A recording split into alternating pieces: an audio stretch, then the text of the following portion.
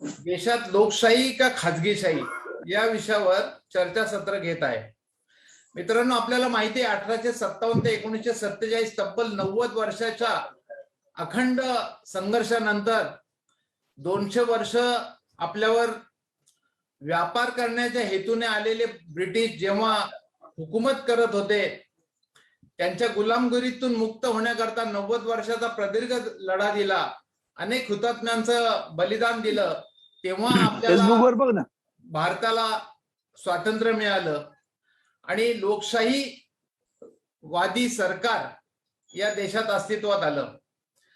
लोकशाहीची व्याख्याच मुळी for the people, of the people, with the people, लोकांचं लोकांच्या माध्यमातून करता बनवलेलं सरकार। अर्थातच हे स्वातंत्र्य मिळाल्यावर ज्यावेळेला आपल्याला 34-35 कोटी आपली लोकसंख्या होती, त्यावेळेला 16% साक्षरता होती। साक्षरतेचं प्रमाण आज जर बघितलं तर 70%च्या वर गेले आहे आणि लोकसंख्या 130 कोटीच्या वर गेलेली आहे। हे प्रत्येक लोकशाहीच्या माध्यमातून आलेल्या त्या वेळच्या सरकारांनी आपल्या आपल्या कर्तबगारीनं आपलं कर्तव्य बजावत संविधानाला समोर प्रमाण मानून केलेली ही वाटचाल आहे। असं करत असताना देशात लोकशाहीच्या माध्यमातून जे उभे राहिलेलं सरकार आहे, त्याची पदोपदी आपल्याला त्या ठिकाणी जाणीव होते। आपण बघतो की आपण या गावावरनं त्या गावाला जाताना लाल परी असती, एसटी असती, ती सरकारी असती। आपण रेल्वे स्टेशनवर जातो, भारतीय रेल्वे बघतो, आपला त्या ठिकाणी मन अभिमानाने फुलून येतं की भारतीय रेल्वे आहे। या सगळ्या गोष्टींवर लिहिलेलं असतं की ही भारतीय संपत्ती आहे, याचं नुकसान होऊ नये याची काळजी घ्या। आपल्याला माहितीये की पोस्ट खातं, दळणवळण खातं, जे पूर्वी अगदी 10-20 पैशाला देखील टपाल पोचवलं जायचं आणि पोस्टमन आपल्याकडे यायचा, तो कुठल्या खाजगी कंपनीचा पोस्टमन नव्हता, तर तो पोस्टमन मामा हा सरकारचा असायचा, त्याच्यावर कुठल्या पक्षाचं लेबल नसायचं। ही एक सरकारी अस्मिता होती या सेवेची। दळण व्यवस्था, एअरपोर्ट, हे सगळं करत असताना जेव्हा आपल्या देशाला स्वातंत्र्य मिळालं, तेव्हा देशात विदेशी गुंतवणूक यावी म्हणून पंडित नेहरूंनी सर्वप्रथम देशाचं केंद्र सरकारचं अशोका हॉटेल दिल्लीत उभं केलं। ते याच्यासाठीच केलं की दूरदृष्टीनं की विदेशातील लोक आपल्याकडे यावी, त्यांनी इथं राहावं आणि त्यांनी आपले उद्योगधंदे इथं उभे करावेत, जेणेकरून आपल्या भारतातल्या देशातील तरुणाला रोजगार मिळेल। अशा उदात्त हेतूनं दर 5 वर्षांनी आपण जनतेसमोर गेलेले आहोत। लोकांनी त्या सरकारची कामगिरी बघून कौल दिलेला आहे, हे आपल्याला माहिती आहे। लोकशाहीच्या माध्यमातून आलेलं सरकार याचं काम फक्त टॅक्स गोळा करणं, जीएसटी गोळा करणं एवढंच आहे का? आपल्याला माहित असेल की जेव्हा युपीएच्या अनेक पक्षांचं सरकार होतं, तेव्हा ममता बॅनर्जींनी अट्टहासाने रेल्वे खातं सांभाळलं होतं आणि काही झालं तरी मी या देशाच्या नागरिकांना रेल्वे भाडं वाढून देणार नाही ह्या जिद्दीनं त्यांनी त्या ठिकाणी रेल्वे खातं सांभाळलं होतं। त्या पक्षाकडे एक खातं गेलं तरी त्या पक्षाची भूमिका देशातील शेवटच्या नागरिकाला आपण सेवा कशी देऊ, रास्त दरात कशी देऊ, कारण देशाचं काम, सरकारचं काम हे फक्त नफा कमवणं नसून सेवा देणं हे देखील आहे। आणि आपण महापालिकेच्या माध्यमातून पण बघतो अनेक छोट्या छोट्या बस सेवा देखील या कॉर्पोरेशनच्या बजेटमधनं चालत असतात। हे सगळं जर बघितलं तर देशाची लाखो रुपयाची जी संपत्ती, सार्वजनिक संपत्ती, दळणवळण आहे, मग त्याच्यात काही रेल्वे असो, एअरपोर्ट असतील, रस्ते असतील, हे त्या वेळच्या नागरी पैशातनं झालेल्या सुविधा आहेत आणि हे इन्फ्रास्ट्रक्चर उभी राहिलेली आहे। आपण सांगितलं जातं आता पेट्रोल डिझेल दरवाढ पण जी प्रचंड प्रमाणात होतीये, तर तो विकासाला निधी आम्ही वापरलो।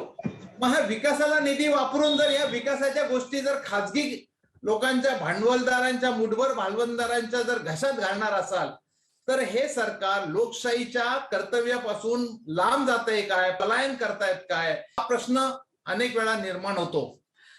अनेक या ठिकाणी केंद्रीय अर्थमंत्री निर्मला सीतारामन आणि यांनी सांगितलं काही दिवसांपूर्वी, आणि एक मोठी भली मोठी यादी दिली की चलनीकरण, परंतु ते पाईपलाईन, चलनीकरण असे शब्द वापरले, मॉनिटायझेशन वगैरे. पण 4 वर्ष ही संपत्ती देताना आता अस्तित्वातील कंपनीच्या सेवेतील त्या ठिकाणच्या मनुष्यबळाचं काय करणार? ही चिदंबरम आणि राहुलजी गांधी यांनी जी पत्रकार परिषद घेतली त्याच्यात अनेक मुद्दे पुढे आले, त्याची उत्तरं अजून आम्हाला मिळत नाहीयेत. आणि म्हणूनच या प्रश्नांची उत्तरं देण्याकरता विविध पक्षांचे राजकीय नेते आज या ठिकाणी या परिसंवादात आपल्याला मार्गदर्शनाकरता उपस्थित आहेत. आम्ही त्यांच्याकडून या प्रश्नांची उत्तरं शोधणार आहोत, जाणून घेण्याचा प्रयत्न करणार आहोत. आज या परिसंवादामध्ये ज्येष्ठ पत्रकार, स्तंभ लेखक, दर दैनिक सकाळमध्ये दर सोमवारी लिहितात असे आनंद बागायतकर, शिवसेनेचे माजी मंत्री आणि एक अभ्यासू व्यक्तिमत्व यांची भाषणं ऐकतो ते माननीय अरविंदजी सावंत हे देखील या ठिकाणी भूमिका मांडणार आहेत.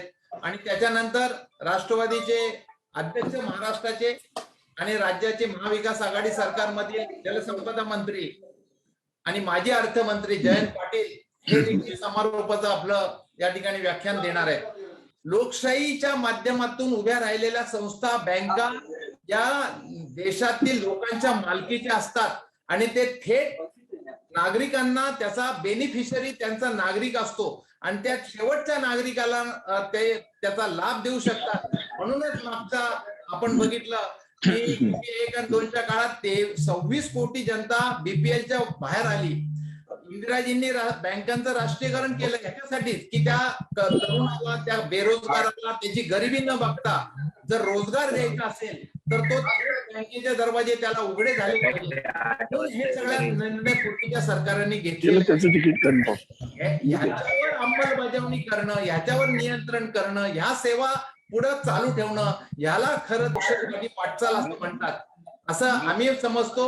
आज या परिसंवादामध्ये आमच्या राजीव गांधी स्मारक समितीचे सन्माननीय ज्येष्ठ सदस्य, माननीय अर्बन बँकेचे संचालक, कामगार नेते सूर्यकांत उर्फ नाना मारणे देखील उपस्थित आहेत. त्याप्रमाणे या राजीव गांधी स्मारक समितीचे सदैव पाठीराखे राजकीय विश्लेषक, पत्रकार भाऊसाहेब आजबे देखील आहेत. या ठिकाणी अभिनव शिक्षण संस्थेचे, राजीव गांधी समितीचे राजूजी जगताप हे देखील आहेत या ठिकाणी. तर मी सर्वप्रथम या चर्चासत्रात सुरुवात करण्याकरता आदरणीय ज्येष्ठ पत्रकार, स्तंभ लेखक, दिल्ली येथील आनंदजी बागायतकर हे नेहमी दर सोमवारी सकाळमध्ये लेख लिहितात. आपण दिल्लीतील घडामोडी आणि देशाचं राजकारण त्यांच्या लेखातून वाचत असतो, अनुभवत असतो. मी आदरणीय आनंदजी बागायतकर यांना विनंती करतो की या सगळ्या आपण उपस्थित केलेल्या प्रश्नांची उत्तर आम्हाला मिळत नाहीये, जनतेला मिळत नाहीये. हे खाजगी शाही म्हणजे नक्की काय आहे, हा कुठल्या प्रकारे येणारी पिढी याच्यामुळे भवितव्य त्याचं धोक्यात येणार आहे का, गरीब आणि सर्वसामान्य नागरिक हक्काच्या सुविधांपासून वंचित होणार आहे का, या आणि असे अनेक प्रश्नांची उत्तरं आम्ही आपल्याला जाणून घेऊ इच्छितो. मी आपल्याला विनंती करतो की आपण आपलं मनोगत व्यक्त करावं.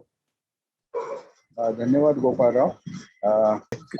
तर मी पत्रकार आहे, त्यामुळे पत्रकार म्हणूनच बोलीन. असं आहे की आपल्या सगळ्यांनी एक वाक्य आपले जे पंतप्रधान आहेत त्यांचं कधीतरी वाचलं असेल, ऐकलं असेल. त्यांनी सत्तेवर येता येता असं म्हटलं होतं की government has no business to be in the business. या वाक्याचा अर्थ असा आहे की सरकारने उद्योगधंदे, व्यवसाय त्याच्यामध्ये सरकार असता कामा नये. आता ज्या सरकारचं जर हे मूलभूत धोरणच असेल की आपल्याला उद्योगधंद्यामध्ये सरकारने असता कामा नये, त्यामुळे या पुढच्या काळामध्ये किंवा ते पंतप्रधान झाल्यानंतर त्यांनी ज्या पद्धतीने कारभार सुरू केला त्याची दिशा तेव्हाच स्पष्ट झालेली होती. आणि तसंही जर तुम्ही भारतीय जनसंघाच्या स्थापनेपासून जर तुम्ही त्यांचे मॅनिफेस्टो काढून बघितले तर तिथं खाजगीकरण, पब्लिक सेक्टरच्या विरोधात त्यांची भूमिका ही कायम राहिलेली आहे. ही वस्तुस्थिती आहे. हे काही कोणाच्या पक्षाचं काही वाईट वगैरे आपण काढत नाही, ही वस्तुस्थिती आहे. त्याच्याकडे फक्त मी आपलं सर्वांचं लक्ष वेध. तर त्यामुळे हे मूलभूत आर्थिक धोरण ज्या पक्षाचं आहे तो पक्ष जेव्हा पूर्ण बहुमताने सत्तेत येतो तर तो त्यांची धोरणं राबवणार हे देखील तेवढंच स्पष्ट आहे. आणि त्या दिशेने त्यांची ही वाटचाल सुरू आहे. हे जे काही आता नॅशनल मॉनिटायझेशन पाईपलाईन NMP नावाने जे काही, कारण आपण डायरेक्ट विषयाकडे येऊ, बराच वेळ झालेला. हा जो काही प्रकार आहे की ज्याच्यामध्ये ज्या नॉन रिस्क गव्हर्नमेंट ॲसेट्स आहेत, थोडेसे इंग्रजी शब्द येतील, मला माफ करा, तर त्या नॉन रिस्क ॲसेट्स ज्या गव्हर्नमेंटच्या आहेत, म्हणजे ज्या जोखीम, बिगर जोखीम सरकारी मालमत्ता ज्या आहेत, त्यांचं पैशात रूपांतर करणं, हा या प्रकल्पाचा किंवा या योजनेचा मुख्य भाग आहे. आणि त्याच्यासाठी सरकारने उद्दिष्ट जे ठरवलेलं ते 6 लाख कोटी रुपयांचं ठरवलेलं, म्हणजे या मालमत्तांचं पैशात रूपांतर करून सरकार 6 लाख कोटी रुपये जमा करू इच्छित आहे. ते ठीक आहे, ते सरकारला जे काय करायचं ते करतील. असं आहे की जेव्हा सरकार असा निर्णय करतं तेव्हा सर्वात मोठा प्रश्न हा येतो की याच्यामध्ये जे लोक इन्व्हॉल्व असतात, ज्याला इंग्रजीमध्ये स्टेक होल्डर्स म्हणतात, तर जे लोक ह्याच्याशी संबंधित आहेत त्या लोकांशी सरकारने चर्चा केली होती का? त्याच्यामध्ये काही पार्लमेंटमध्ये किंवा इतर, जेव्हा तुम्ही एवढ्या जायजॅन्टिक म्हणजे महाकाय पातळीवर जेव्हा तुम्ही असा काही प्रकल्प हाती घेता तेव्हा तुम्हाला निश्चितपणे इतर पक्षांशी देखील चर्चा करणं हे अपेक्षित असतं. याचं कारण असं की या मालमत्ता काय केवळ एका पक्षाने निर्माण केलेल्या नाही. या देशामध्ये 1947 पासून अनेक पक्षांची सरकार आलेली आहेत आणि त्या प्रत्येक सरकारचं या देशाच्या उभारणीमध्ये योगदान आहे. त्यामुळे असा जेव्हा काही आपण मूलभूत निर्णय घेतो, आर्थिक एक निर्णय आपण घेतो, तर त्याबाबत आपण जे स्टेक होल्डर्स आहेत त्यांच्याशी आपण चर्चा केली आहे का, हे जर विचारलं असता, अशी कोणतीही चर्चा झालेली आढळते. एक दिवस या सरकारच्या कॅबिनेटची बैठक होते आणि अचानक एक निर्णय होतो की आम्ही असा निर्णय केलेला आहे. आता या निर्णयाचे निकष काय, कोणत्या निकषांच्या आधारे या मालमत्तांचं चलनीकरण किंवा त्याचं पैशात रूपांतर करणार आहात, त्याच्यावर असं सांगण्यात येतं की नीती आयोग ते सगळं काम करणार आहे. ठीक आहे, आपण तेही म्हणू की नीती आयोग ते काम करेल. आता याच्यात मुळात प्रश्न आहे, 6 लाख कोटीचं उद्दिष्ट हे तुम्ही कशाच्या आधारे ठरवलं?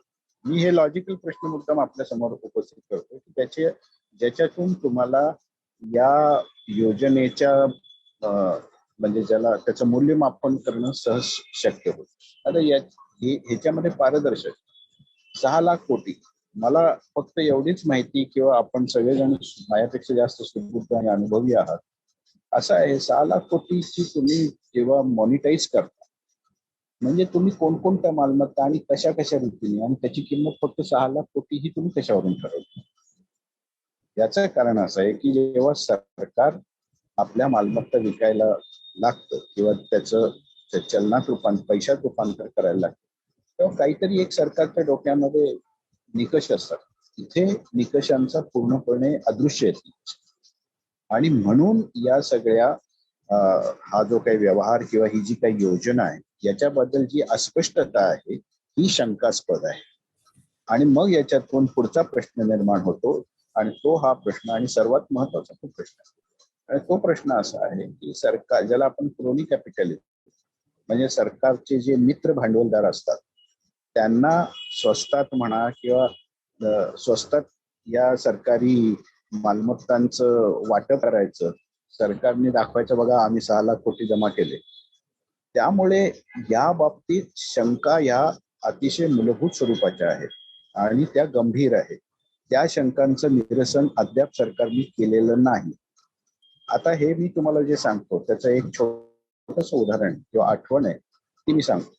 आपल्याला आठवत असेल, सुरेश तेंडुलकर नावाचे फार मोठे अर्थतज्ञ होते, आपल्या विजय तेंडुलकरांचे ते भाऊ.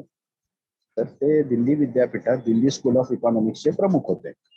आणि बजेटच्या आधी आम्ही जे काही पत्रकार मुद्दाम त्यांच्याकडे जायचो की तुमची काय बजेटकडून अपेक्षा आहे वगैरे वगैरे, ते एकदा मी त्यांना प्रश्न विचारला की म्हटलं हे सरकार चांगले चांगले आपले सरकारी प्रकल्प किंवा हे डिसइन्व्हेस्टमेंटचं जे धोरण आहे ते म्हणलं कितपत योग्य आहे. म्हणलं त्यापेक्षा जे उद्योग चालत नाही ते जर आपण त्याची विक्री केली किंवा त्याची डिसइन्व्हेस्टमेंट केली तर चालणार नाही का? त्यांनी तर त्यांनी ते थोडेसे हसले. ते म्हणले की तुला मी एक उदाहरण देतो. ते म्हणले तुझ्याकडे एक गाडी आहे, कार आहे, आणि ती तिचे टायर पंक्चर आहेत, जुनाट आहे, सगळी धूळ साचलेली आहे आणि ती चालण्याच्या कंडिशन मध्ये नाही, तर ती कार विकली जाईल का? म्हणलं नाही जाणार. आणि तसंच आपण डिसइन्व्हेस्टमेंट ही चालणाऱ्या उद्योगांचीच करू शकतो. याचं कारण त्याला तुम्हाला जो रिटर्न असतो तो आकर्षक मिळू शकतो, आणि त्याच्यामध्ये आपण हे ठरवू शकतो की एका विशिष्ट मर्यादेपर्यंतच ही डिसइन्व्हेस्टमेंट करायची, की ज्या योगे सरकारचं त्याच्यावरचं नियंत्रण जाणार नाही. अशा रीतीने मला त्यांनी ते समजावून सांगितलं. तर तर इथे माझा मुद्दा मी आपल्याला जो मांडला की 6 लाख कोटीची जेव्हा तुम्ही किंमत करता, तयार करता, तेव्हा मग हे कोणते उद्योग आहेत? कारण जसं सुरेश तेंडुलकरांचा तो काही कोणी असा काही माणूस नव्हता, ते तर अर्थतज्ञ होते. या देशामध्ये गरिबीची व्याख्या करण्याचं काम सुरेश तेंडुलकरांनी केलं होतं. इतके ते मोठे अर्थतज्ञ होते मनमोहन सिंगांच्या काळामध्ये. तर त्या त्यांच्या म्हणण्याचा आधार घेऊन माझं म्हणणं असं आहे की तुम्ही नक्की कोणते उद्योग विकणार आहात, आणि मग जर चांगल्या सुस्थितीतले उद्योग जर आपल्याला विकायचे असतील तर मग त्याची किंमत कमी असता कामा नये. त्याचा रिटर्न हा योग्य तो मिळालाच पाहिजे. आणि मग त्याच्यामुळे ही 6 लाख कोटीची किंमत किंवा ही जी फिगर आहे ती सरकारने कुठून काढली? अरविंद सावंतांनी हा पहिला प्रश्न लोकसभेत विचारला पाहिजे की ही किंमत तुम्ही काढली कशी? त्यामुळे हे जे काही म्हणून जे आपण बोलतो आहोत की जी अस्पष्टता आहे या संपूर्ण योजनेबाबत, ती अस्पष्टता ही अशी आहे. आता अरविंद सावंत आमचे मित्र आहेत. आता यांचे एक सहकारी मंत्री होते, ज्या खात्याचे ते मंत्री झाले होते अरविंदराव नंतर, अनंत गीते, नाव घेऊनच सांगतो. एकदा अरविंद सावंतांना आठवत असेल, एक कुठचं तरी एक सरकारी उद्योग, कुठची तरी कागदाची गिरणी का काहीतरी अशी काहीतरी होती सरकारी क्षेत्रातली, तर ती विकायचं ठरलं. आठवतंय तुम्हाला? हा, तर ती विकायचं ठरलं तर गीतेंनी असा प्रस्ताव दिला केंद्रीय मंत्रिमंडळाच्या बैठकीत की मी माझ्या मतदारसंघात ती घेऊन जातो आणि आपण चांगल्या रीतीने ती चालू शकतो. त्यांना स्पष्ट सांगण्यात आलं की तुम्ही या भानगडीत पडायचं नाही, निर्णय जो झालेला आहे तो फायनल आहे, सरकारला या ह्याच्याशी काही देणं घेणं नाही, ते विकून टाकायचं आपल्याला. हे मी उदाहरण मुद्दाम दिलं अशासाठी की या सरकारची जो कल आहे, जो विचार करण्याची पद्धत आहे ती हीच आहे की जे आहे त्याच्यामध्ये सरकारला कुठेही वाव ठेवायचा नाही, सगळं खाजगी करायचं. आता मी प्रत्यक्ष खाजगीकरणाकडे, खाजगीकरण ऍज ए कन्सेप्ट कोणाचा त्याला विरोध नाही. खाजगीकरणामध्ये बऱ्याच गोष्टी असतात ज्याच्यामध्ये कदाचित कार्यक्षमता ही अधिक असू शकते असं मानलं जातं. पण मला आजही आठवते की सरकारी रेल्वे देखील वेळेवर धावत होत्या, अनेक वर्ष धावत होत्या, आपली राजधानी चांगली चालू शकत होती. त्यामुळे सरकारी गोष्टी या सगळ्या वाईट असतात. आणि सरकारचं HMT नावाची जी कंपनी होती त्याची घड्याळ जगप्रसिद्ध होती. त्यामुळे आपल्याकडे हा जो एक प्रचार केला गेलेला आहे की सरकारी म्हणजे सगळं वाईट, असं काही नसतं. सरकारचे उद्योग देखील अतिशय उत्कृष्ट अशी कॉम्पिटिशन करू शकतात. आता मी रेल्वेचं उदाहरण देतो आपल्या सर्वांना. लालू प्रसाद यादव, अरविंद सावंतांना आठवत, लालू प्रसादच्या काळामध्ये अरविंदराव जो त्याला ऑपरेटिंग रेशिओ म्हणतात तो किती होता, आणि आता जेव्हा तुम्ही खाजगीकरण केलंय तेव्हा ऑपरेटिंग रेशिओचा अर्थ आपल्याला सांगतो ती संकल्पना. त्याचं अगदी सामान्य भाषेत की 100 रुपयाची कमाई करण्यासाठी तुम्हाला किती खर्च करायला लागतो. आता लालू प्रसाद यादव, ममता बॅनर्जी किंवा त्या काळामध्ये ऑपरेटिंग रेशिओ रेल्वेचा होता 72, 73, आठवतंय? तर मग ते सरकारी असून कुठचंही खाजगीकरण न करता जर तो ऑपरेटिंग रेशिओ इतका चांगला गाठला जाऊ शकत होता आणि वर रेल्वेचे जवळपास ₹28 रेल्वेला मिळत होते. मग खाजगीकरण, तेजस गाडी, बुलेट ट्रेन, गतिमान, अमुक तमुक या एवढ्या रेल्वेच्या खाजगी गाड्या चालवल्यानंतर तुमचा ऑपरेटिंग रेशिओ 103, 104 म्हणजे ₹100 मिळवण्यासाठी तुम्हाला 103, ₹104 खर्च करावे लागतात. असं का? म्हणून मग शंका येतात की हे खाजगीकरण जे आहे हे कोणत्या दिशेने किंवा तुम्ही कोणाला फेवर करता आहात याच्याबद्दल मग प्रश्नचिन्ह उत्पन्न होतं. आणि आता ही अशी असंख्य उदाहरणं मी देऊ शकतो. म्हणजे इव्हन एअर इंडिया ही कंपनी एकेकाळी जगातल्या पहिल्या 4 एअर कंपन्यांमध्ये होती. वाट कोणी लावली? वाट लावणारे अनेक आहेत, त्यांची नावं मी इथे घेणार नाही. परंतु जाणीवपूर्वक म्हणून म्हणलं की खाजगीकरण ऍज ए कन्सेप्ट कोणाचा विरोध नाही. आणि आजही सरकारच्या पातळीवर अनेक प्रकारचे खाजगीकरणाचे विविध फॉर्म्स असतात, ज्याच्यामध्ये आउटसोर्सिंग नावाचा भाग असतो. आज IRCTC या रेल्वेमधली जी भोजन व्यवस्था आहे ती तुम्ही आउटसोर्स केलेलीच आहे ना. ती काय तुम्ही त्याला कोणी विरोध केलेला नाहीये. त्यामुळे आउटसोर्सिंग किंवा एक पार्शल ज्याला आपण म्हणतो की प्रायव्हेटाईज करणं, पण जगामध्ये ज्या ज्या देशांमध्ये खाजगीकरण झालेलं आहे त्या देशांमध्ये खाजगीकरणापूर्वी रेग्युलेटरी मेकॅनिझम या अस्तित्वात आलेल्या आहेत. आज आपल्या देशामध्ये रेग्युलेटर्स नंतर स्थापन केले जातात आणि त्याचे सर्वात 2-3 ट्राय किंवा पेट्रोलियमचा जो रेग्युलेटर आहे कोण आहे, म्हणजे हे नंतर स्थापन झाले. म्हणजे याचा सिंपल अर्थ असा असतो की आधी तुम्ही मैदान आहे, तुम्ही खेळायला लागा, नियम आपण मागवून तयार करू. असं खाजगीकरण होऊ शकत नाही. आणि दुसरी गोष्ट, आता यांनी जे खाजगीकरणासाठी जे निरनिराळे क्षेत्र निवडलेली, त्याच्यामध्ये रेल्वे आहे, पोर्ट्स आहेत, रस्ते आहेत, त्याच्यानंतर इतरही अनेक ज्याला विमानतळ ते ऑलरेडी त्या क्षेत्रात आलेलीच आहे. असे विविध त्यांनी ती हे ठेवलेली आहेत उद्दिष्ट. आता मुंबईमध्ये म्हणजे हा प्रयोग काही पूर्वी झालेला नाही असं नाही. आता या ज्या रेल्वेच्या मोकळ्या जमिनी असतात आणि शिवाय रेल्वे स्टेशन जी आहेत त्याच्यावरची मोकळी एअर स्पेस असते, त्याचं कमर्शियल युटिलायझेशन करण्याचा एक मोठी योजना पूर्वी देखील झालेली होती. आणि मुंबईतलं म्हणजे मला अजूनही आठवते, कदाचित राम नाही तर कोण होते रेल्वे मंत्री आठवत नाही मला, पण त्या सुमार तर त्या मुंबईतल्या म्हणजे मुंबईत जागेची किंमत काय आहे हे मी आपल्याला सांगायला नको. तर मुंबईत हा प्रयोग मुद्दाम राबवण्याचं सरकारने ठरवलं होतं की ज्याच्यातून रिटर्न्स चांगले. म्हणून मग मुंबईमधल्या काही स्टेशनांची निवड करून त्यांच्यावरची जी एअर स्पेस आहे ती विकून त्याचे पैसे आपल्याला मिळतात, त्याच्यातून रिटर्न आपल्याला मिळू शकेल का आणि रेल्वेला त्याची मदत होईल का. आणि त्याचे सगळे नॉर्म्स वगैरे ठरवले होते की ज्या राज्यातलं ते स्टेशन असेल त्या राज्याला 33%, रेल्वेला 33%, केंद्राला 33%, अशा पद्धतीने हे असं सर्व म्हणजे ती योजना अजूनही मला आठवते. हे सगळं होऊन देखील आणि मुंबईसारख्या 2-3 स्टेशनात तो प्रयोग करण्याचा म्हणजे सरकारने इनिशिएटिव्ह घेऊन देखील तो प्रयोग यशस्वी झाला नाही. का झाला नाही त्याचे तर कारण जी काय असतील ते असतील. परंतु हे प्रयोग काय ह्यांनी हे नवीन करता येईल असं नाही, हे पूर्वी देखील झालेले.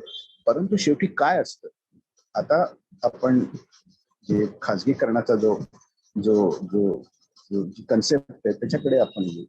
शेवटी असं असतं की सरकार म्हटल्यानंतर आणि जे गोपाळरावांनी एक वाक्य बोलले ते बरोबर आहे की शेवटी सरकार काय असतं, सरकार हे सेवा देणार असतं, सरकार हे फॅसिलिटेटर असतं आणि सामान्य लोकांची सरकारकडून काही एक किमान अपेक्षा असते.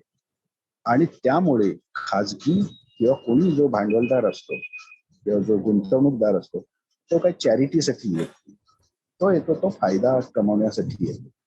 आणि त्यामुळे मग जे तुम्ही खाजगीकरण किंवा जे अगदी तुम्ही म्हणता म्हणजे सरकार म्हणत आहे त्याप्रमाणे अगदी PPP पद्धतीने म्हणजे पब्लिक प्रायव्हेट पार्टनरशिप त्या पद्धतीने जरी झालं तरी देखील कुठे ना कुठेतरी नफा जिथे हा मूलभूत तुमच्या व्यवसायाचा जर भाग बनत असेल तर तिथे सामान्य लोकांना सेवा मिळणार नाही. सामान्य लोकांना ते जे काही त्याच्यातून जे काही मिळणाऱ्या सेवा किंवा इतर ज्या गोष्टी त्या रास्त दरात मिळण्याची शक्यता कमी आहे.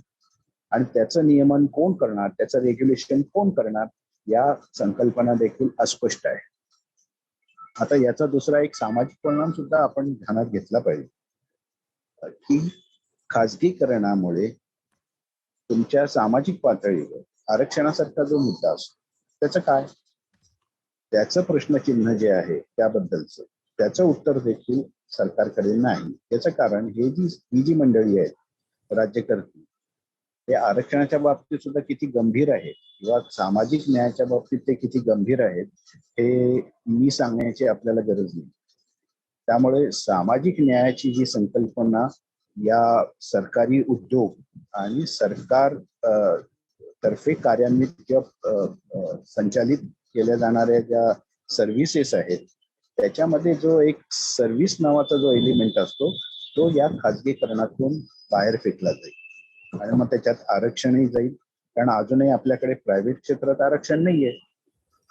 अमेरिकेसारख्या देशात कॉन्ट्रॅक्ट मध्ये सुद्धा जेव्हा सरकार कॉन्ट्रॅक्ट देतो त्याच्यात सुद्धा आरक्षण आहे.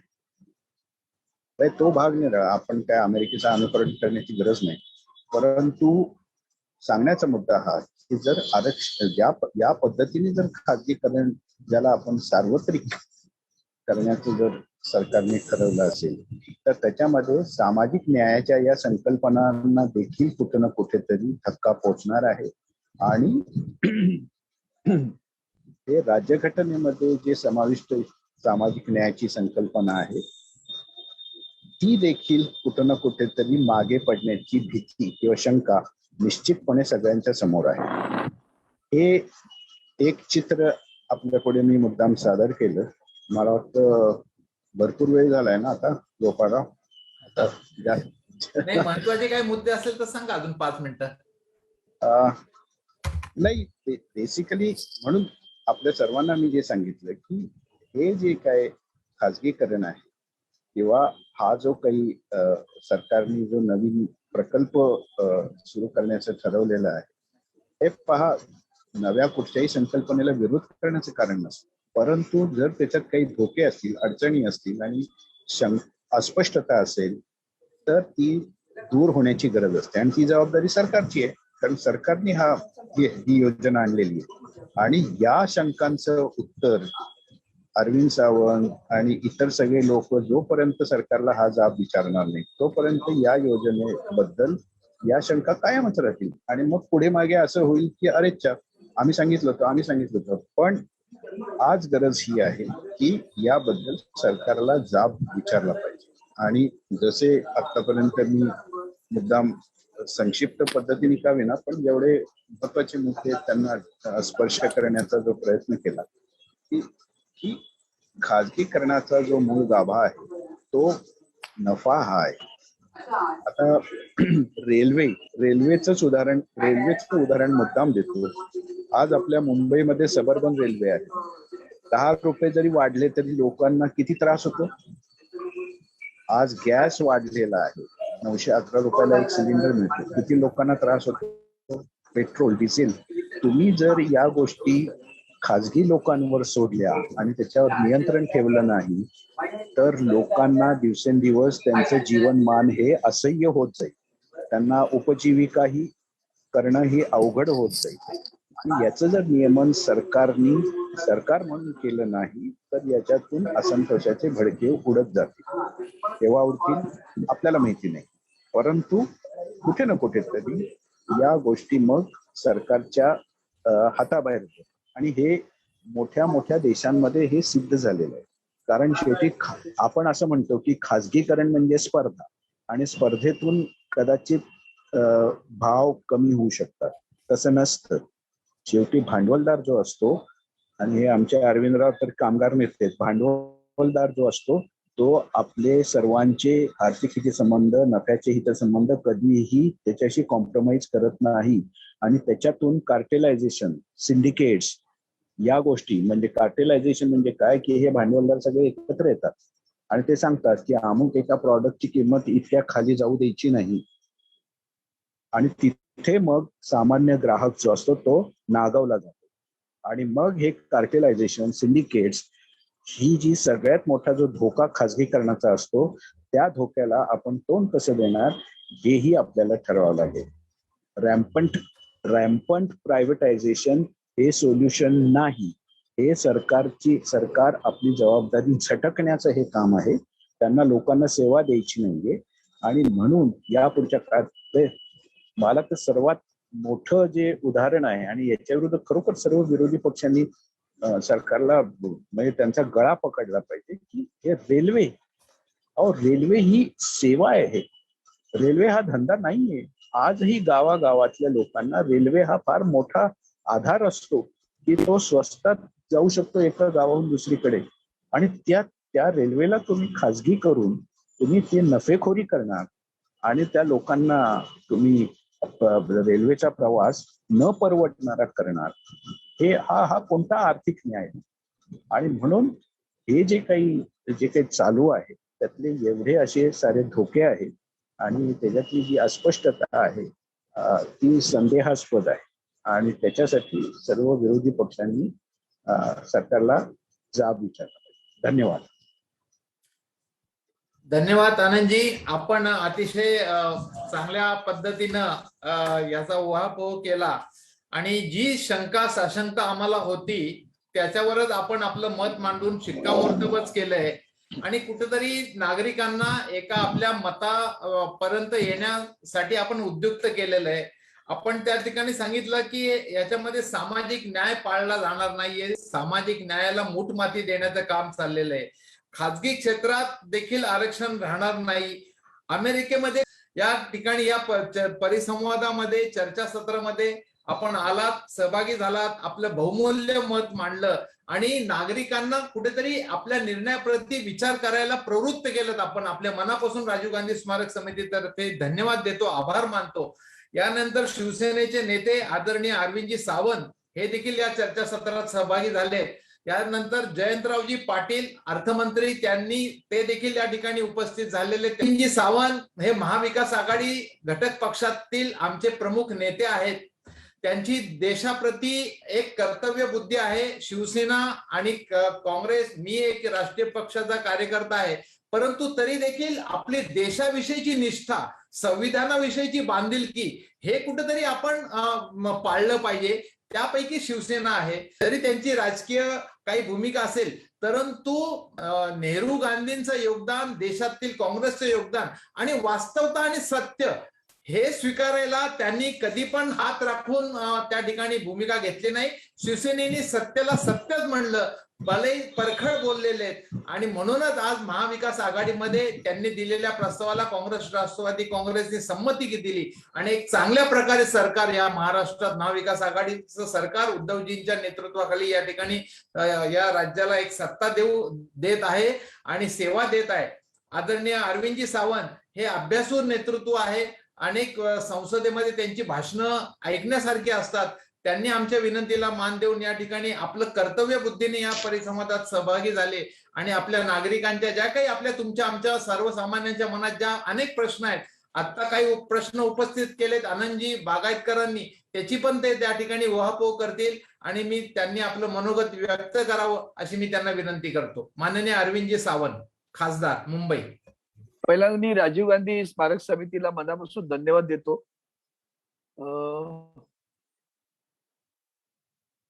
एका चांगला विषय आपण घेऊन चर्चा सुरू केलेली आहे. महत्वाचं म्हणजे गणपती उत्सव सुरू आहे. माझ्या घरी बघा थोडीशी लाईट आता लागलेली आहे गावात, कोकणात आहे मी अगदी. म्हणून मला पहिल्यांदा मी क्षमा मागतो की थोडासा मध्ये मी बाहेर जाईन. पुन्हा जयंतराव आणि की आता मी पुन्हा तुमच्याशी सहभागी होईल.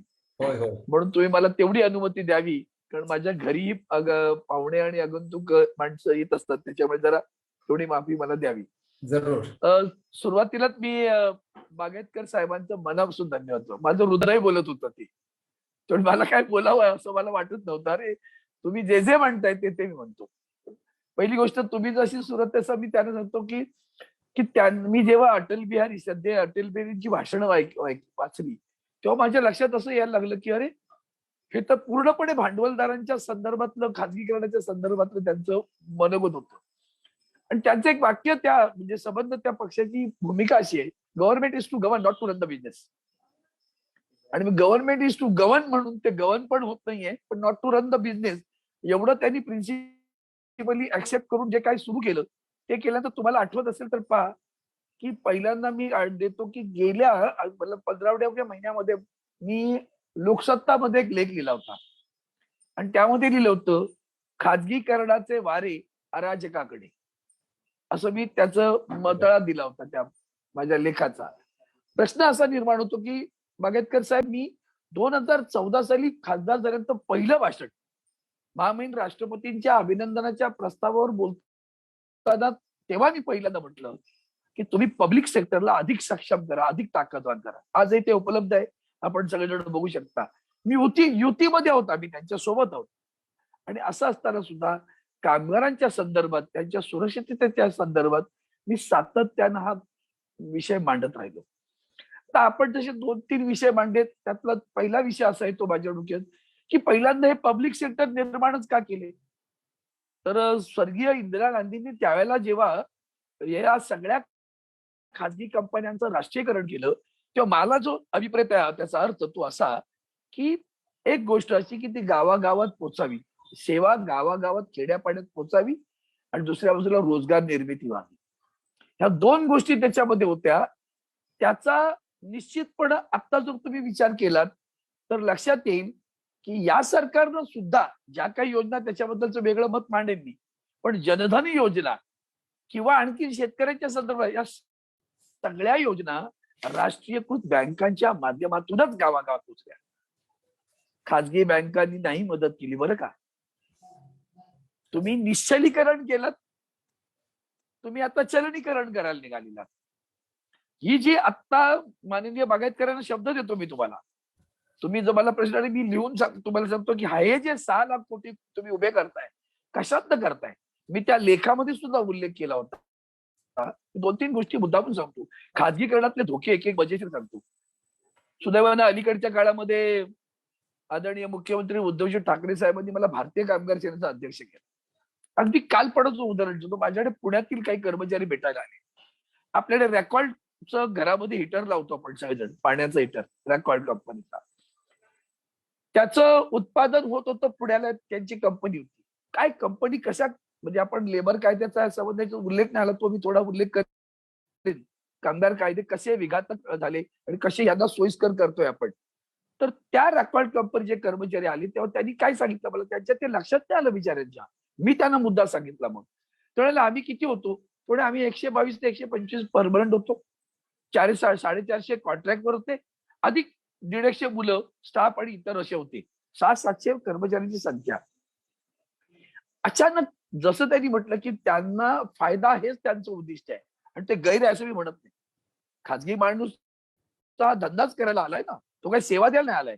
म्हणून आमचे वंदनीय शिवसेना प्रमुख जेव्हा म्हणायचे अन्न, वस्त्र, निवारा, त्याच्यानंतर काय शिक्षण आणि आरोग्य, आणि मग काही शेतकरी आणि कामगार, म्हणून जय जवान जय किसानला त्यांनी जय कामगार जोडलं होतं. तर तो जय कामगार भुलला.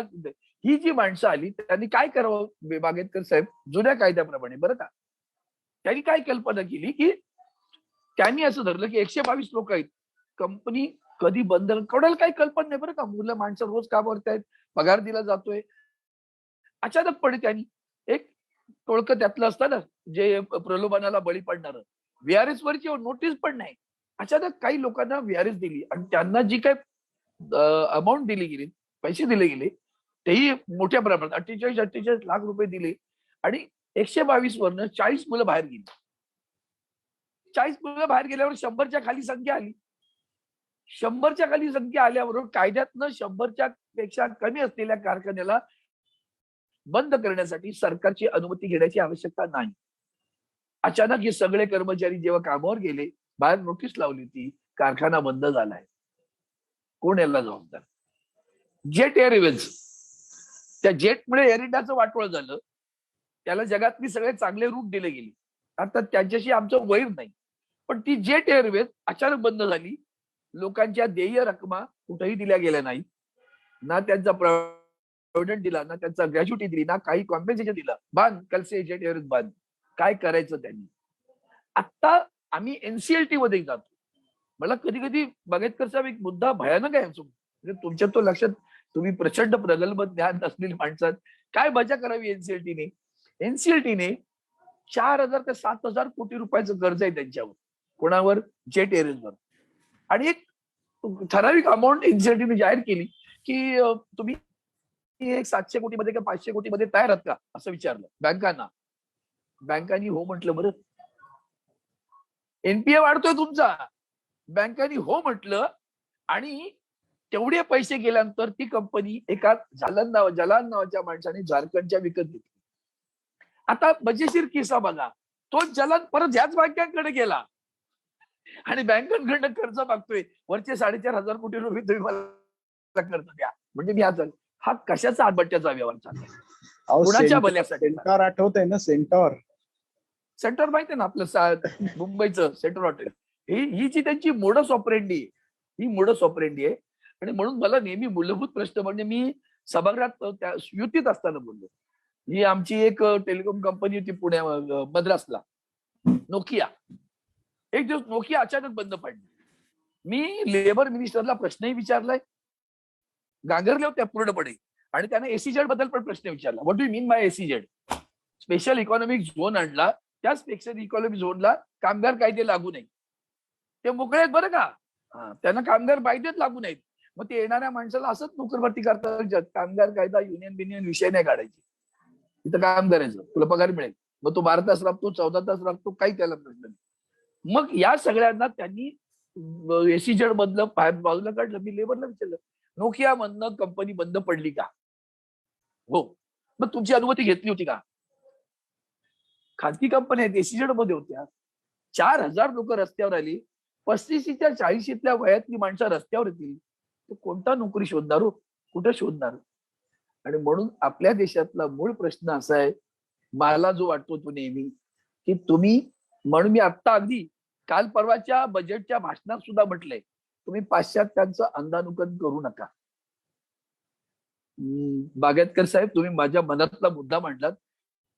कारण मला सुदैवाने माझे काही मित्र, काही मैत्रिणी माझ्या बरोबरच्या नोकरी करणाऱ्या, साध्या आपल्या 11वी शिकलेल्या, बरडी इथे महाराष्ट्रात. आणि तिथं अमेरिकेत एका मुलाशी लग्न झालं, राहिल्या आणि 10-12 वर्ष नोकरी केली. मी त्यांना विचारलं, अरे कसं चालतं? रिटायर्ड झाल्या.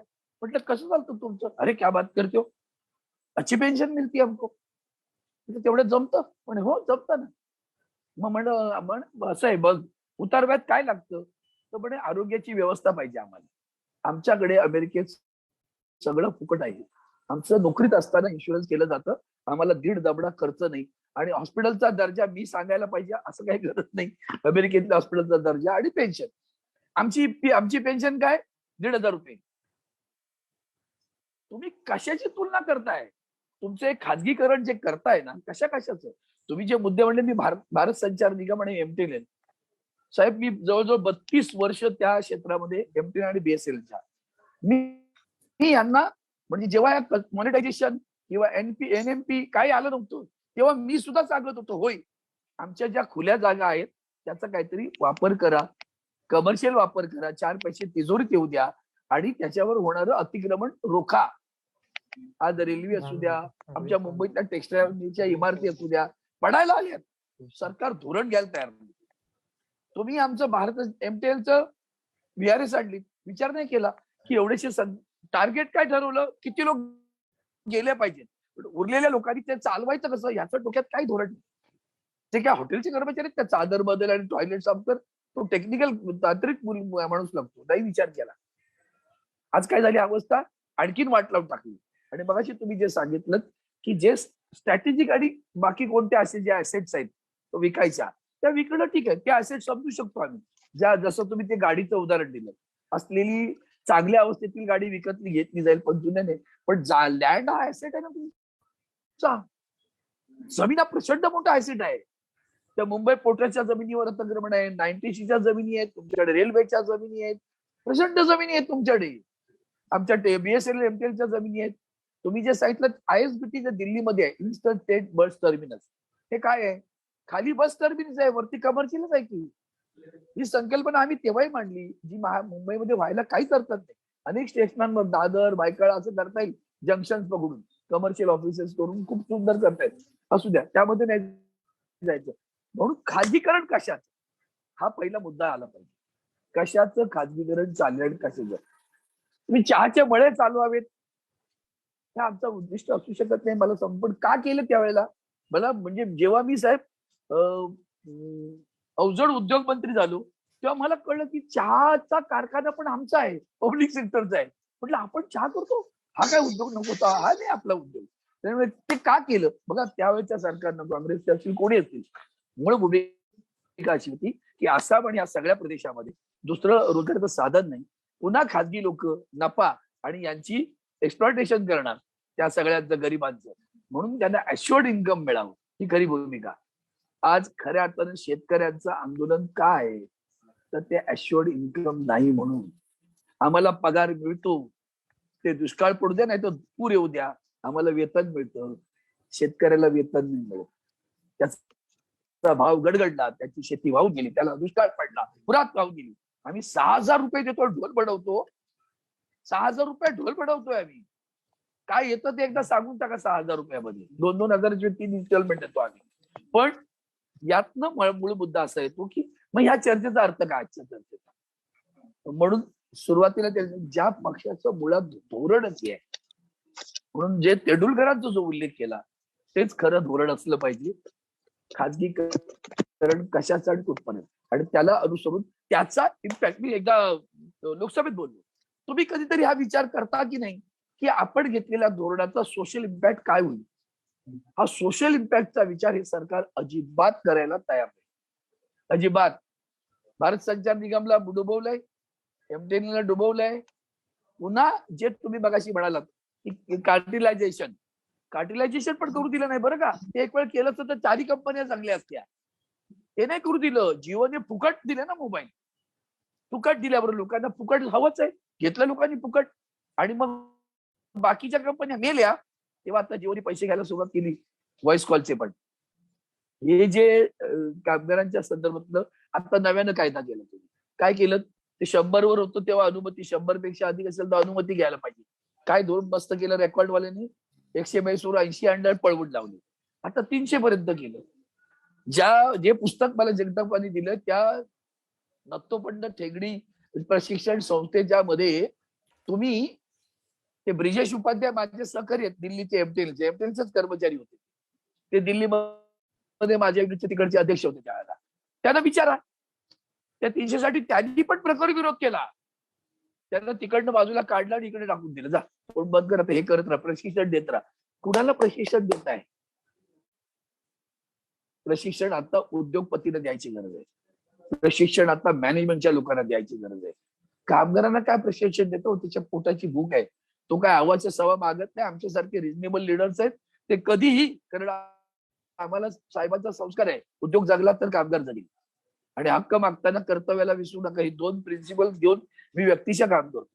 आणि मग मला असं वाटतं की आज आपण जी चर्चा घेतली त्याच्यामध्ये खाजगीकरणाच्या संदर्भ, रेल्वे म्हणजे दळणवळण, म्हणून मी मगाशी अन्न वस्त्र निवार सांगितलं तसं दळणवळण हे तुमचं नाही, कम्युनिकेशन हे तुमचं नाही. तुम्ही आता म्हणता अजूनही कागदावर, स्ट्रॅटेजी काय म्हणतात ते लोक, communication is a strategic department, therefore we are not going to sell it off. What exactly you are doing, how we are going to save it, त्याला संरक्षण नाही काय.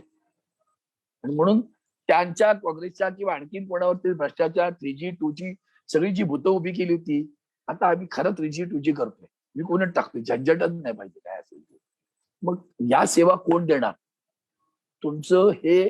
म्हणून हा सेवा आणि धंदा, हा एअर इंडिया सेवा आहे ना, तिला का तुम्ही धंदा समजता?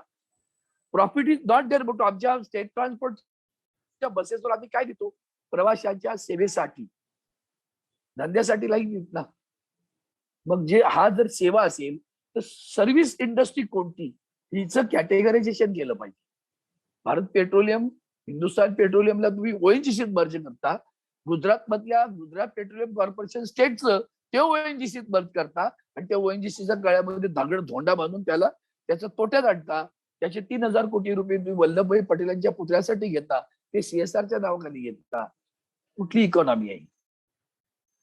आणि म्हणून इकॉनॉमीचा जेव्हा विचार करतो तेव्हा मला असं वाटतं, अंधानुकरण जो शब्द वापरला मी, त्याच्यामधली माझी भूमिका अशी आहे की जर पाश्चात्यांचं तुम्ही करसाल तर पाश्चात्यांनी पेन्शन दिले, पाश्चात्यांनी कॉन्ट्रॅक्ट, त्याचा कॉन्ट्रॅक्ट जो लेबर आहे, कर्मचारी कॉन्ट्रॅक्टच असतात तिकडे या कंपनीमध्ये. पण जसा आमच्याकडे पत्रकार किंवा लेबर ऑफिसर हे यातून दुसरीकडे जरी गेले तरी त्यांचा जीपीएफ ग्रॅज्युटी फिरत राहते, तशी त्यांची फिरते आणि त्यांना पेन्शन किंवा त्यांचं इन्शुरन्स हा विषय सतत आयुष्यभर चालू राहतो. म्हणून तिथली लोक सुखी आहेत. आपल्याकडे 1,500 रुपये पेन्शन देऊन सुखी नाही होणार. सुप्रीम कोर्टानं 7,000 तरी किमान पेन्शन करायचं सांगितलं, दिली गेली नाही. म्हणून या देशाची खरी सोशल इम्पॅक्टचा विचार करताना खरा प्रश्न लोकसंख्या आहे. आणि 135 कोटीच्या या देशाला तुम्ही घेतलेल्या निर्णयाचा काय परिणाम होतो? आम्ही नुसतं धर्मावर करून पोट नाही भरत. त्याच्यामुळे मूळ मुद्दा असा आहे की हा जो धर्म आहे, कामगार कायदा तो जगेल कसा? तुम्ही कामगारांचे कायदे असे केले. मी कॅबिनेटमध्ये असताना कामगारांना विरोध केला होता. म्हटलं या कायद्यानं कामगारांची वाट लागेल. तेव्हा आदरणीय पंतप्रधान सांगितलं जरा यांच्याशी बोलून घ्या आणि बघा काय करा. पण तुम्ही जसं म्हणालात बागेतकर साहेब, तसं त्यांचं धोरण ठरलेलं असतं, ते रेटत न्यायचं आणि ते दाखवायसाठी ते नीती आयोग आहे, तो तेवढंच उद्योग करत असतो. यांची धोरणं त्यांनी घ्यायची, त्यांच्या नावाने रेटायची आणि पुढे ढकलून द्यायची. आसाम मधला कागदाचा कारखाना. म्हणजे माननीय पंतप्रधान तिथे जाऊन भाषण करताना असं म्हणाले, रस्त्याच्या याबद्दल सभा होती, ते कारखाना सुरू करणार आहे की नाही? लोक हो म्हणाली आणि निवडून दिलं. सगळे खासदार माझ्याकडे इंडस्ट्री मिनिस्टर म्हणून, आम्ही हो सुरू करणार आहे. बोललो आप करू, मैं देता हूं पत्र. हा प्रधानमंत्री झाला नाही झाला. हे जे सगळं चालू आहे. उद्योग जगला नाही तर आमचा कामगार कसा जगेल? आणि मग खाजगीकरण करताना नफा त्यांचा उद्दिष्ट आहे, सेवा हे सरकारचं उद्दिष्ट असलं पाहिजे. Government cannot say we cannot run in profit even if it is a loss, we have to bear the loss. पण जनतेच्या सेवेसाठी आहे. मग तुम्ही त्यांना नावं देता मोठी मोठी, काय शेतकऱ्यांच्या नावाने, कर्मचाऱ्यांच्या नावाने. श्रम एवं जयते असं तुम्ही म्हटलं बरं का? श्रम एवं जयते त्या पुस्तकात पण दिले. त्यांनी म्हटलंय श्रमिको का सन्मान होगा. काय सन्मान होगा? सगळं कॉन्ट्रॅक्टवर नोकरी आहेत आता. कुठलीही नोकरी आत्ताच्या नव्या पिढीला परमनंट नोकरी मिळत नाही. मी आता अशा लोकांच्या समोर येतो की त्यांनी त्या माणसाला कसे काम पे आणा, बस त्याला अपॉइंटमेंट लेटर नाही दिला, पगार देतात 8 वर्षाला, पण त्याला परमनंट का नाही करत? उसको अपॉइंटमेंट अभी दिया नाही, देखते अभी. अरे कुठली पद्धत आहे? त्यांना कोणी विचारणार आहे की नाही? त्यांना जाब विचारणार कोणी नाही. आणि म्हणून मोकाट सुटलेत सगळेजण. तोट्यात गेलं, बंद करायचं. बाकी आहेच मोदी, नीरव मोदी सारखे सगळे बल्ल्या टल्ल्या आहेतच बुडवायला. त्यामुळे देशाचं कुठे जातोय आपण? म्हणून मला मी सुरुवातीला म्हटलं होतं, खाजगीकरणाचे वारे अराजकाकडे. ज्या दिवशी क्रांती तिथं घडली, ती भुकेतनं घडलेली आहे, ही लक्षात घेतलं पाहिजे. ते झेंडे नव्हते, भूक हा त्यांचा झेंडा होता खरं तर. आणि म्हणून इथं सुद्धा जेव्हा लोकांना रोजगार मिळणार नाही आणि त्यांची संख्या जेव्हा प्रचंड प्रमाणात वाढेल, आपण नुसतं करोनामध्ये लोकांनी मुंबई शहर सोडताना पाहिलं, पण त्या सोडणाऱ्या हातात जेव्हा दगड येईल ना, तेव्हा काय होईल याचा विचार करा. आणि म्हणून आतापासून सावध व्हायला पाहिजे. या सरकारला खडे विचारायला आम्ही कधी घाबरणार नाही. सरकारमध्ये असताना सुद्धा मी कधी घाबरलो नाही. आता प्रश्न देत नाही विचारायला, पण विचारणार पण तिथे आहे. पण लक्षात कोण घेतो? आम्ही इकडे बोलणार, आमचं बोलणंही कर्तव्य आहे, मांडणंही कर्तव्य आहे. त्यांनी लक्षात घ्यायचं की नाही त्यांची बाजू आहे. पण मला असं वाटतं की खरंच आपण अराजकाकडे चाललोय का, याचा आत्ता आत्मचिंतन करण्याची गरज आहे. आणि ती संधी, हे बोलण्याची, मला व्यक्त करण्याची संधी गोविंदराव आपण मला दिली. आपल्याला धन्यवाद. मला खूप दिवसांनी बागायतकर साहेब माझे मित्र आहेत, त्यावेळेस बोलतो आणि मला नेहमी असं वाटतं ते एक मार्गदर्शक आहेत, कडवट आहेत, असे टोचून बोलणार पाटकन, पण ते परफेक्ट कळलं पाहिजे आपल्याला की काय आहे नक्की ते. मला त्यांचा आदर वाटतो नेहमी सातत्यानं. मग त्यांना ऐकण्याचं म्हणून योग दिलं. तुम्हाला मनापासून धन्यवाद देतो. गणपती बाप्पा मोरया करताना त्यालाच सांगू, बाबा रे आता आमच्याही हाताच्या पलीकडे गेले सगळं. प्राकृतिक संकट तर येताच आहेत सगळी, म्हणून तूच आता आमचा विघ्नहर्ता आहेस, तूच सुख करतायस. यातला मार्ग दाखवू, आम्ही त्या मार्गाने चालू. धन्यवाद साहेब. जय महाराज. धन्यवाद अरविंदजी, मनापासून धन्यवाद आपल्याला. छान छान छान बोललात, छान बोललात अरविंदराव. अगदी अगदी सुंदर. थँक्यू. आपल्या विचारांचा परखड बाणा आपण कायम ठेवत, शिवसेना नेते, कामगार नेते, एक माहितीये की मागच्या वेळेला युतीमध्ये असलं तरी शिवसेनेने स्पष्ट भूमिका घेतली होती, अनेक निर्णयांचे साक्षीदार आहे, आणि त्यांनी राजीनामा पण तोंडावर फेकला होता, हे पण आपल्याला माहिती आहे. या सगळ्या ह्याच्यामध्ये एक सांगू का, एका वाक्यात आहे, नेहरूंची मिश्र अर्थव्यवस्था हीच या देशाला तारक ठरणार आहे. कुठल्याही टोकाची भूमिका घेऊ नका तुम्ही. ती भांडवलशाही पण नको आणि कम्युनिझम पण टोकाचं नको. मिश्र अर्थव्यवस्था असेल तीच या देशाला तारक आणि ठरेल, एवढा माझा विश्वास आहे. अगदी बरोबर आहे. खऱ्या अर्थाने आपण खाजगीकरणाचे वारे अराजकताकडे याविषयी आपण जो लेख पण लिहिलेला आहे आणि ते पटवून दिलं या ठिकाणी.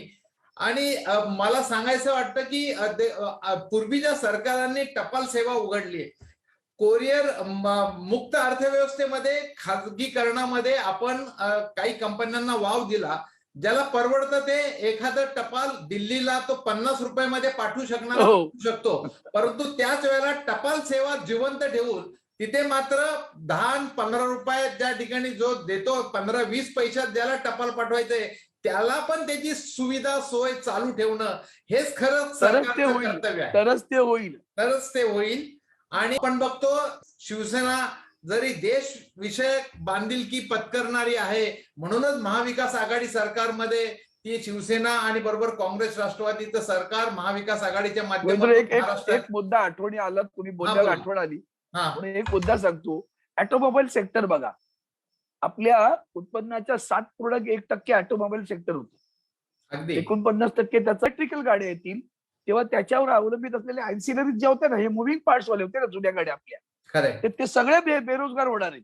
बरोबर. कारण बॅटरी येणार, बॅटरी रन गाड्या येतील. या उद्योगाने ज्यांनी तुम्हाला अमाप पैसा दिला त्याच पण धोरणात्मक त्यामुळे सरकारी आहे ना अरविंदराव. एक मिनिट गोपाळराव, हे जे काही पॉलिसीमध्ये जो एक समतोल असावा, धोरणात्मक समतोल असावा लागतो, तो इथे नाहीच आहे ना. मनात आलं की ते गडकरी आणि ते मोदी इलेक्ट्रिकच्या वाहनांना प्राधान्य देणार, मनात आलं ऑटोमोबाईलला देणार, आता त्या नारायण मूर्तींच्या मागे लागलेले.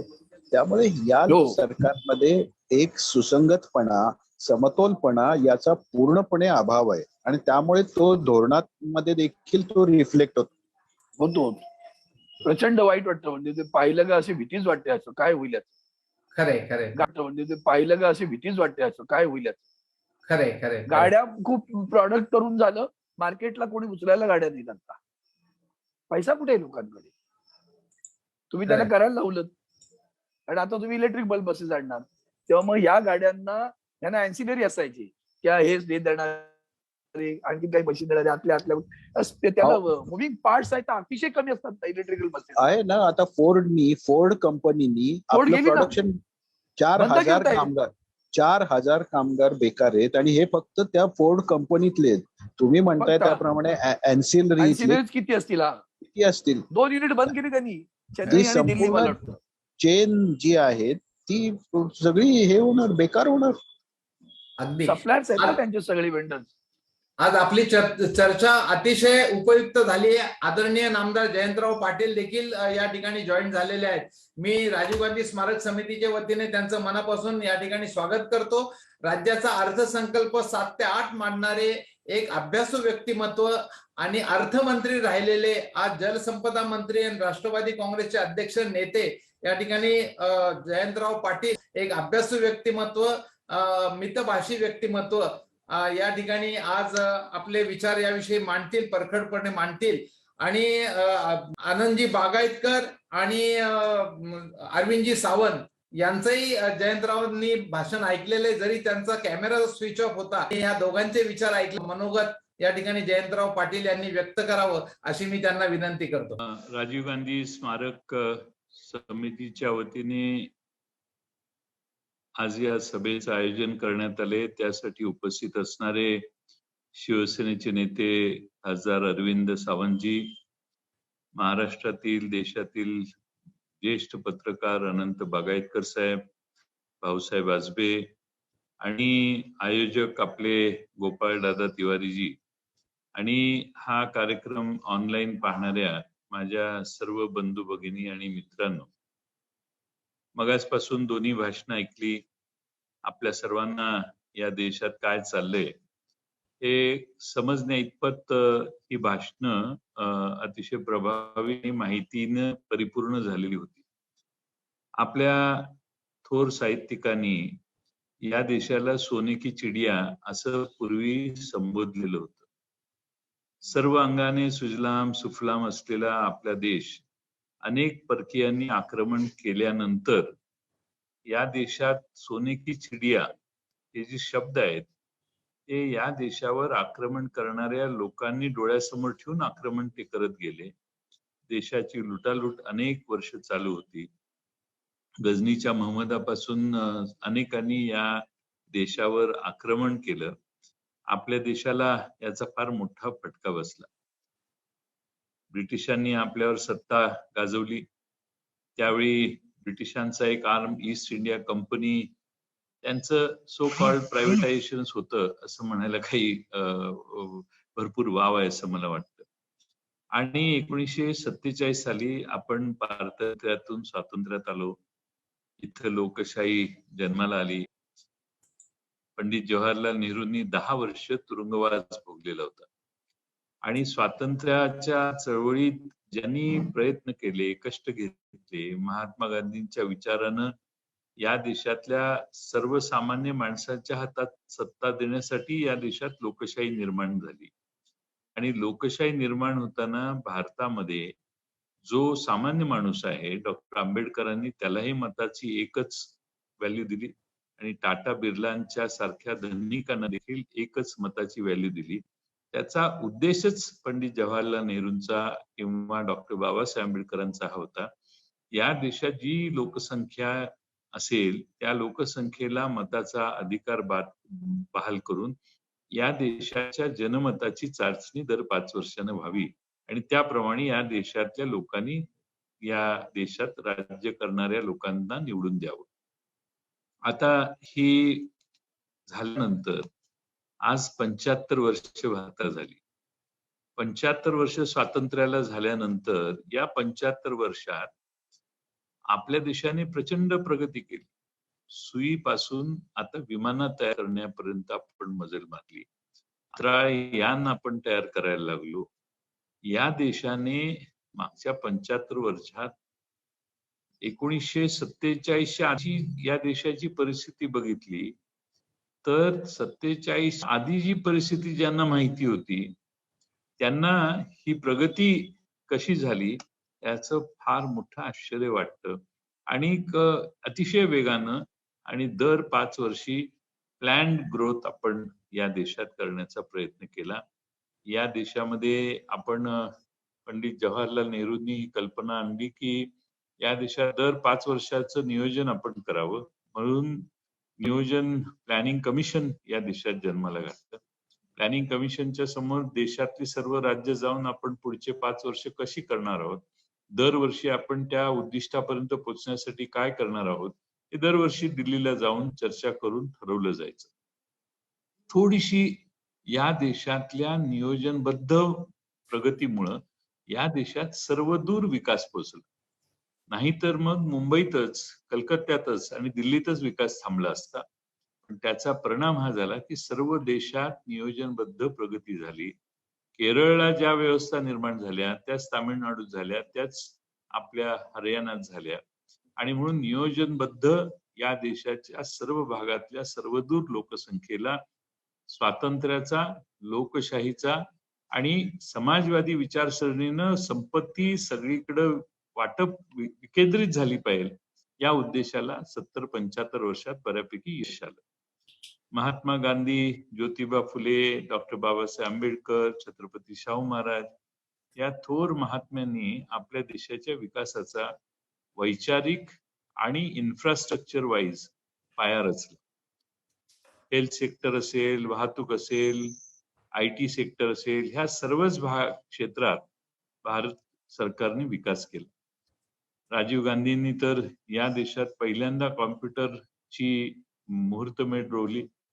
आज जी प्रगती देशात चाललेली आहे, त्या प्रगतीचे खरे पाया या IT सेक्टरचा हा जर घातला असेल तर राजीव गांधींनी घातला. मला आठवतं राजीव गांधींच्या या कामापासून प्रेरणा घेऊन मी आमच्या भागात कॉम्प्युटर लावला त्यावेळी लोक म्हणायचे की आता नोकऱ्या सगळ्यांच्या जाणार, असं मिथ लोकांच्या मनात असायचं. पण तोच सेक्टर आज लाखो लोकांना भारतामध्ये रोजगार मिळवून देणारा ठरलेला आहे. आणि म्हणून अशा सर्वच क्षेत्रात आपण विकास केलेला आहे. नव्या गोष्टी देशात आल्यानंतर मात्र 2014 नंतरचं देशात जे सरकार आलं, त्या देशातल्या सरकारने वेगवेगळ्या प्रसंगांना तोंड दिलं असेल, प्रगतीचा प्रयत्न केला असेल, पण जेव्हा या देशामध्ये काही निर्गुंतुकी डिसइन्व्हेस्टमेंट या देशात पूर्वी काही ठिकाणी झाल्या. पी चिदंबरम असताना किंवा त्याच्या आधी कदाचित नरसिंहराव असताना, आपले मनमोहन सिंग वित्तमंत्री असताना झाले असतील. पण त्यामध्ये एक धोरण असायचं की कोणाची मोनोपोली तयार होणार नाही आणि त्या सेक्टरला कॉम्पिटिशन कायम राहील. पण अशा फार कमी आणि फार विचारपूर्वक डिसइन्व्हेस्टमेंट काही ठिकाणी करण्याचा प्रयत्न तत्कालीन सरकारांनी केला. पण नव्या मोदी साहेबांच्या सरकारने आता काही शिल्लक ठेवलेलं. भारतीय रेल्वे, LIC सगळं काही आता सेक्टर राहिलेलं आहे. आणि जे भारतात 70 वर्षात 68 वर्षात जे उभं राहिलं, त्या सगळ्यांची डिसइन्व्हेस्टमेंट करण्याचा सपाटा आज देशात केंद्र सरकारने चालू केलेला आहे. आणि मला आश्चर्य वाटतं की ह्याच्याबद्दल चर्चा होत नाही. याच्याबद्दल कामगारांचे कायदे बदलले, कामगारांचं संरक्षण कमी झालं, शेतकऱ्यांचे कायदे बदलले. या बाबतीत म्हणावी तशी शेतकऱ्यांनी बिचाऱ्यांनी एकत्रित येऊन संघर्ष केला. पण या देशातल्या कामगारांच्या वरची संरक्षणाची जी प्रोटेक्टिव्ह वॉल होती, ती जरा उंची त्याची कमी झाली तरी त्याच्यावर कोणाची तक्रार फारशी नाही किंवा बंद पुकारतो आपण. पण या सरकारला देशातल्या अशा पद्धतीच्या आंदोलनाला उत्तर द्यायचं नाही किंवा त्याकडे लक्ष द्यायचं नाही, हे निर्धारानं त्यांनी करणं आता गेल्या काही वर्ष चालू केलेलं आहे. आणि म्हणून आपल्या देशात लोकशाही की खाजगीशाही किंवा लोकशाही आहे का खाजगी लोकांच्या हातात हा देश चाललो आहे. आणि या देशात काही ठराविक लोकच जे काय आहे ते खरेदी करायला लागलेले. त्यामुळं निवडून आलेल्या लोकांच्या हातात किती राहणार आणि या वेगवेगळ्या सेक्टरमध्ये जे इन्व्हेस्टमेंट करतायत त्यांच्या हाती किती डिसिजन मेकिंगच्या पॉवर जाणार, हा एक नवा प्रश्न हळूहळू या देशात पुढच्या 5-6 वर्षात तयार होईल. महागाई, भ्रष्टाचार या गोष्टी संपुष्टात आणायच्या मोठ्या वल्गना झाल्या. पण एकेकाळी 250-300 रुपयाला मिळणारा गॅस, आता गॅस सिलेंडरचे भाव आता 800 रुपयाच्या वर गेले. 40-45 रुपयाला मिळणारं पेट्रोल आता 108 रुपयाला मिळायला लागले. आणि या सगळ्या गोष्टींच्या विषयी राजीव गांधी स्मारक समितीने किंवा अशा सगळ्या फोरममध्ये आवाज उठवण्याचं काम करणं आवश्यक आहे. आज देशाचा GDP खाली जायला लागलाय, देश आर्थिक संकटात आहे. आणि असं असताना कोरोनामुळे या देशाच्या अर्थव्यवस्थेला एक मोठा खड्डा पडलेला असताना या भारतामध्ये सेंट्रल विस्तारचा आग्रह हा आजही चांगला आहे आणि चालू आहे. आणि तो ड्रीम प्रोजेक्ट म्हणून लोक काही या देशाचे राज्यकर्ते त्यात गुंतलेले आहेत की आम्ही सेंट्रल विस्टा उभा करतो. आता संसद भवन, ज्या संसदेमध्ये पंडित जवाहरलाल नेहरूंपासून या देशातल्या अनेकांनी आपले विषय मांडले, आपल्या भूमिका व्यक्त केल्या. सरदार पटेल यांच्यापासून अनेकांनी या संसदेत उभं राहून या देशाच्या ऐक्याविषयी, या देशाच्या सामाजिक समतेविषयी, या देशातल्या अनेक प्रश्नांविषयी मतं मांडली. या ऐतिहासिक वास्तूतून आता ही संसद बाहेर काढायचं ठरलेलं आहे. काढायला समजू शकतो, पण आज ही वेळ आहे का? देश संकट कोणाशी कशाशी लढाई करतोय? आपण कोरोनाशी लढाई करतोय. आज या बाबतीत ही प्रायोरिटी असण्याची काही आवश्यकता नव्हती. आणि संसद भवन अस्तित्वात असताना दुसरं संसद भवन आता आपण करायला लागलोय. आणि जगभर आणि भारतातही कोरोनाचं थैमान कोरोनाने घातलेलं आहे. अशा वेळी अशा पद्धतीनं प्रकल्पावर खर्च करणं आणि हा पैसा जर आपण आरोग्य यंत्रणेत खर्च केला तर कदाचित या देशातल्या अनेकांचे प्राण वाचू शकतील. पण आपलं ब्रँडिंग करणं हाच सरकारचा सध्या अजेंडा आहे. आणि या सर्व गोष्टींवर जाणकार मंडळींनी अशा कार्यक्रमात प्रकाश टाकायला हवा. खरं म्हणजे बऱ्याच वेळेला कोणतीही चांगली भूमिका मांडली. आता असा कार्यक्रम जर झाला पूर्वीच्या वातावरणात तर त्याला देशभर प्रसिद्धी मिळाली असते. सगळ्या चॅनलनी असा ऑनलाईन घ्यावाच लागला नसता आणि जो कार्यक्रम झाला असता तो सर्व चॅनलनी एवढा दाखवला असता की देशभर विचार सहजगत्या पोहोचते. पण जे विरोधात आहे, जे सत्तारूढ पक्षाच्या मनात नाहीये, अशा गोष्टीची मतं मांडणारी लोक टार्गेट होत आहेत. अशा भूमिका मांडणारी भूमिका नजरेआड करण्यासाठी सर्व प्रसार माध्यमांना ताब्यात घेण्याचं काम या देशात झालेलं आहे.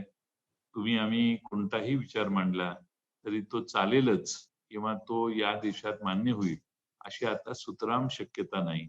आणि विरोधी विचार मांडणाऱ्यांना कॉर्नर करणे, त्यांना अडचणीत आणणे, वेगवेगळी संकट त्यांच्या समोर उभा करणे आणि जो काही उरला सुरला विरोध आहे तोही बंद करण्याचं काम हे आज या देशात चाललंय. आणि म्हणून जो लोकांचा 100-125 कोटी लोकांचा देश आहे तो आता मुठभरांच्या मालकीचा होण्याची शक्यता आहे.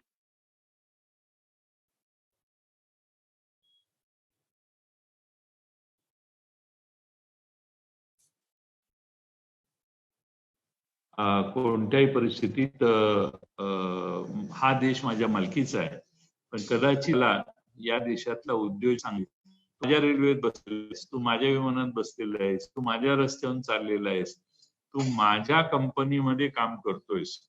आज त्यामुळे कंपनीमध्ये काम करायला आमची हरकत नाही. पण ज्या सार्वजनिक व्यवस्था आहेत त्यांचं खाजगीकरण करणं हे या देशाने मिळवलेल्या लोकशाहीच्या विरोधी पाऊल पडतंय. आपल्या देशानं या देशातल्या पाश्चात्य राष्ट्रांची भांडवलशाही फार जवळ केली नाही आणि रशियातून निर्माण झालेला समाजवादाचा उदय देखील मर्यादशील स्वरूपात स्वीकारला आणि त्या दोघांचा बॅलन्स करत करत या देशात आपण आपली प्रगती आज केलेली आहे. दुर्दैवाने त्या प्रगतीत आम्ही जे 60-70 वर्षात उभं केलं त्या सर्वांचीच आता विक्री चालू आहे आणि ही फार चिंतेची बाब आहे. आणि म्हणून आज या ठिकाणी आपल्या सर्व जाणकार लोकांनी राजीव गांधी मिशनने हा उपक्रम पुढाकार घेऊन राबवला. त्याबद्दल राजीव गांधी मिशनचं मी अभिनंदन करतो. मला आपल्या सर्वांच्या समोर विचार मांडण्याची संधी आपण आयोजक गोपाळदादा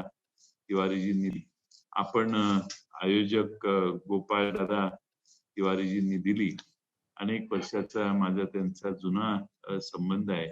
आज या निमित्तानं बऱ्याच काळानं त्यांचं दर्शन झालं त्याबद्दल मी त्यांचेही आभार मानेन.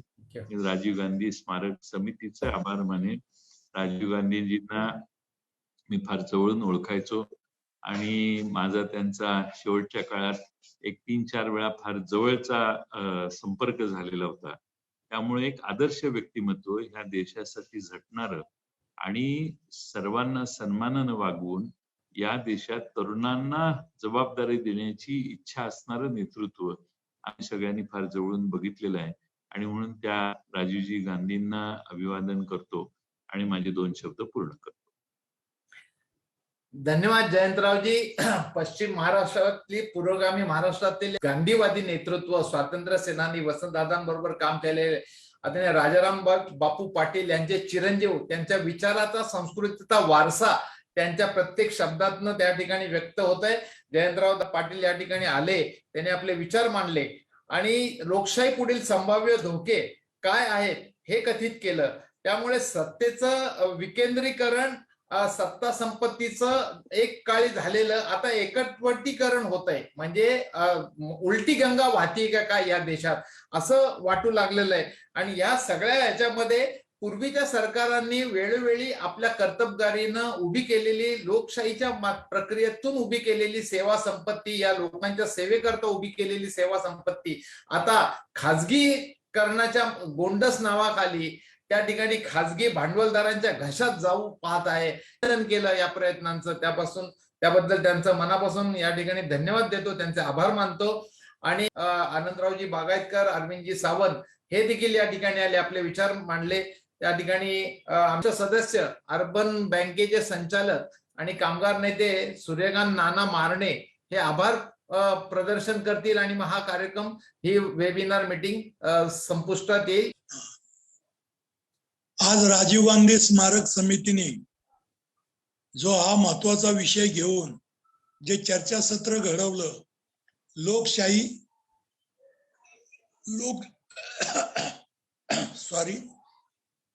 हा जो विषय गोपालदादांनी दिला चर्चेकरता, त्याकरता देशातले ज्येष्ठ पत्रकार आनंदजी बागायतकर यांचं सखोल ज्ञान आणि ते प्रदर्शन त्यांनी इतक्या चांगल्या पद्धतीने केलं, मुद्देसूद, की प्रत्येकाला समजेल अशा शब्दात त्यांनी मांडलं.